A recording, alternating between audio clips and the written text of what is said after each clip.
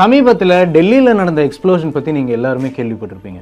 பொதுவாக ஒரு இடத்துல எக்ஸ்ப்ளோசிவ்ஸ் இருக்கா இல்லையா அப்படிங்கிறத போலீஸ் எப்படி கண்டுபிடிப்பாங்கன்னு கேட்டிங்கன்னா, அவங்க யூஸ் பண்ணுற first line of defence dogs தான். ஏன்னா டாக்ஸ்னால டைனி பார்ட்டிகல்ஸையும் வேப்பரையும் ரொம்பவே ஈஸியாக ஸ்மெல் பண்ணி கண்டுபிடிக்க முடியும்.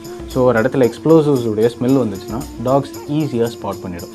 ஆனால் சில கெமிக்கல்ஸ் இருக்குது, அமோனியம் நைட்ரேட் மாதிரி, அது எந்த விதமான ஸ்மெல்லையும் ரிலீஸ் பண்ணாது. அந்த டைமில் தான் போலீஸ் ஸ்வாப் எட்சிங், எக்ஸ்ரே மாதிரியான மெஷின்ஸை யூஸ் பண்ணுவாங்க.